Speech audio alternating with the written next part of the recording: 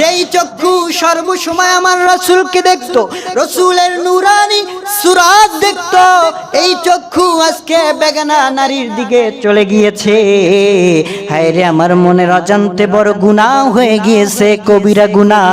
আমি আর এই চক্ষু দিয়া কিভাবে রাসূলের নূরানি চেহারা মোবারকের দিক তাকাবো? জয় বলেন না সুবহানাল্লাহ। কেমন প্রেম, কেমন ভালোবাসা ছিলেন। যদিও মনের অজান্তে একটা গুনাহ হয়, এই গুনাহটা আপনার আমল নামায় লেখা হবে, জোরে বলেন লেখা হবে না। তারপরেও এই সাহাবীর রাসূলের প্রতি কেমন ভালোবাসা, কেমন আবেগ, কেমন অনুভূতি, কেমন প্রেম। এজন্যই কবি চমৎকার ভাবে একটা সঙ্গীত লিখেছেন যে জন্ম আমার নবীর যুগে হলে কেমন হতো।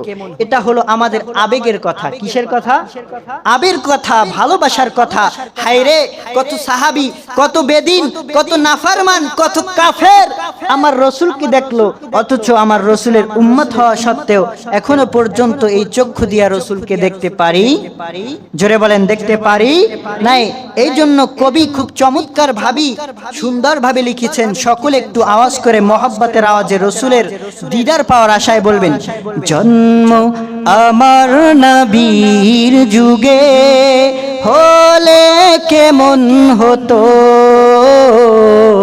জন্ম আমার নবীর যুগে হলে কেমন হতো, দুনয়নে রাসূল পাক দেখিলে কেমন হতো, দুনয়নে রাসূল পাক। রাসূল দেখতে চাই কি চাই না? সবাই চাই। দুই নয়নে রাসূল দেখতে চাই। আল্লাহর রাসূল বলেছেন, যেই ব্যক্তি স্বপ্নে যুগে আমি রাসূলকে দেখবে, ওই ব্যক্তির জন্য জাহান্নামের আগুন আল্লাহ পাক রব্বুল আলামিন চিরতরে হারাম করে দিবে। জোরে বলেন না সুবহানাল্লাহ। আর যেই ব্যক্তি আমি রাসূলকে দেখলো, সে যেন আমি রাসূলকেই দেখলো। কারণ শয়তানকেও আল্লাহ পাক রব্বুল আলামিন রাসূলের সূরত ধারণ করার ক্ষমতা দেয়। জোরে বলেন, দেয়। শয়তান এটা বলতে পারবে যে আমি আল্লাহ, স্বপ্নে যুগে যেভাবে হোক আপনাকে ধোঁকা দিয়ে বলতে পারবে যে আমি আল্লাহ, কিন্তু ধোঁকা দিয়ে আমি রাসূল এই কথাটা বলতে পারবে?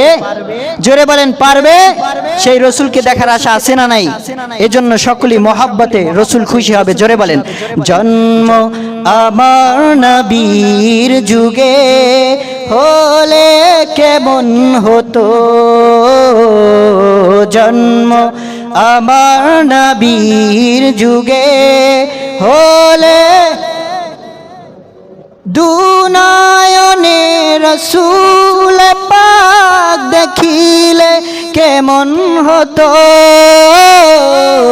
জন্ম আমার নবীর যুগে হলে কেমন হতো, আসতো ভেসে হযরতে বিলালের মধুর আযান, যে আযানে ছিল এমন প্রেম মুগ্ধ রহমান, দয়াল নবীর পিছে নামাজ পড়লে কেমন হতো, দয়াল নবীর পিছে নামাজ পড়লে কেমন হতো। জোরে বলেন মারহাবা।